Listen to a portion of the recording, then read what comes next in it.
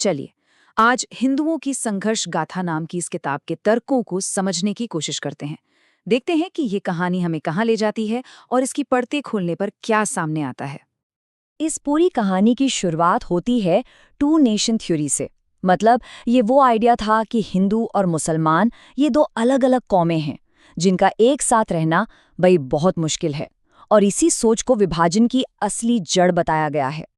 तो इस बात को और गहराई से समझने के लिए ये किताब सबसे पहले हिंदू धर्म और इस्लाम की विचारधाराओं के बीच के कुछ बुनियादी फर्कों पर रोशनी डालती है, जिन्हें वो बंटवारे का मूल कारण मानती है। अब ये जो फर्क हैं किताब के मुताबिक, ये सिर्फ पूजा पाठ के तरीके का अंतर नहीं था। नहीं, ये तो दुनिया को देखने के दो बिल्कुल अलग नजरिए थे। एक तरफ आत्मा और पुनर्जन्म की बात, दूसरी तरफ एक ही जिंदगी और कयामत का दिन। मतलब जमीन आसमान का फर्क था जिसने एक कॉमन ग्राउंड बनाना लगभग नामुमकिन कर दिया था। फिर बात आती है शरीयत की। किताब कहती है कि शरीयत मतलब मुसलमानों के लिए जीने का तरीका दो चीजों पर आधारित है, कुरान और हदीस। और यहाँ एक बहुत जरूरी बात कही गई है कि हदीस को पैगंबर के गुजरने के करीब 200 साल बाद इंसानों ने ही इकट्ठा किया। तो किताब का तर्क यह है कि ये दैवीय कानून नहीं बल्कि उसकी इंसानी समझ है। और ये पॉइंट आगे की कहानी के लिए बहुत अहम हो जाता है। तो एक तरफ तो विचारधाराओं में ये फर्क पहले से ही मौजूद थे, और फिर इस किताब के मुताबिक सीन में एंट्री होती है अंग्रेजों की।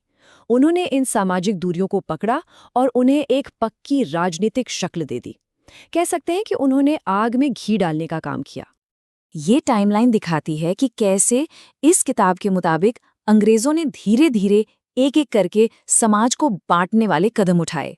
देखिए, 1857 के गदर के बाद उन्हें ये तो समझ आ गया था कि अगर भारत एक रहा तो राज करना मुश्किल होगा। तो उन्होंने क्या किया, और फिर सबसे बड़ा कदम 1909 में सेपरेट इलेक्टोरेट्स ले आए। मतलब अब मुसलमान सिर्फ मुसलमान को वोट देगा।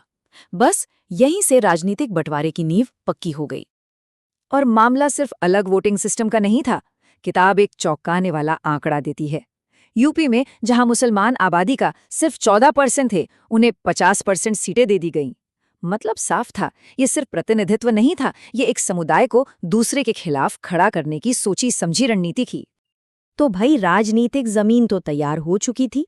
अब किताब हमें उस आंदोलन की तरफ ले जाती है जहां से एक अलग देश की मांग उठी, और इसका सेंटर एक खास जगह पर था। किताब का एक बहुत बड़ा दावा है कि पाकिस्तान की मांग आम लोगों से नहीं उठी, बल्कि इसका इंटेलेक्चुअल इंजन था अलीगढ़ मुस्लिम यूनिवर्सिटी। उनके मुताबिक ये सिर्फ एक यूनिवर्सिटी नहीं थी, ये पाकिस्तान आंदोलन का पॉलिटिकल और इंटेलेक्चुअल गढ़ बन चुकी थी। मुस्लिम लीग के बड़े बड़े नेता यहीं से निकले, पाकिस्तान का आइडिया यहीं बना और यहीं से फैला। किताब तो इसे पाकिस्तान बनाने की साजिश का सबसे बड़ा केंद्र तक कहती है। और जब बंटवारे की बात एकदम आखिर में आ गई तो अंग्रेजों ने एक आखिरी कोशिश की, कैबिनेट मिशन प्लान। सुनने में तो ये बंटवारा टालने का प्लान लगता था, लेकिन किताब कहती है कि ये इतना ज्यादा पेचीदा और कंफ्यूजिंग था कि इसे देखकर सबको यही लगा कि भाई इससे तो अच्छा है कि साफ साफ बंटवारा ही हो जाए। मतलब इस प्लान ने बंटवारे को और भी ज्यादा जरूरी बना दिया। और फिर कहानी पहुंचती है अपने सबसे दर्दनाक मोड़ पर, विभाजन। ये सिर्फ नक्शे पर एक लकीर खींचना नहीं था। किताब के मुताबिक ये भीषण हिंसा और कभी न खत्म होने वाली समस्याओं की एक नई शुरुआत थी। आंकड़े कभी कभी पूरी कहानी कह देते हैं। किताब के मुताबिक विभाजन की हिंसा में करीब करीब 20 लाख हिंदू और सिखों की जानी गई। सोचिए, 20 लाख। ये सिर्फ एक नंबर नहीं है, ये उन लाखों उजड़े हुए परिवारों की दास्तां है।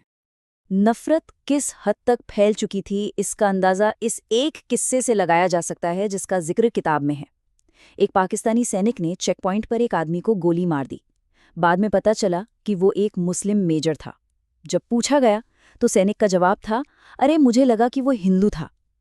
मतलब नफरत इतनी अंधी हो चुकी थी कि इंसान इंसान नहीं रहा, सिर्फ हिंदू या मुसलमान रह गया था। अब सवाल उठता है कि नया देश पाकिस्तान चला कैसे। किताब के मुताबिक उसकी बुनियाद ही लूट पर रखी गई थी। पहले जो हिंदू सिख अपना सब कुछ छोड़कर गए, उनकी संपत्ति पर कब्जा किया गया। जब वो खत्म हुई तो अपने ही देश के बचे खुचे अल्पसंख्यकों को निशाना बनाया गया। फिर पूर्वी पाकिस्तान, जो आज बांग्लादेश है, उसके संसाधनों का शोषण हुआ।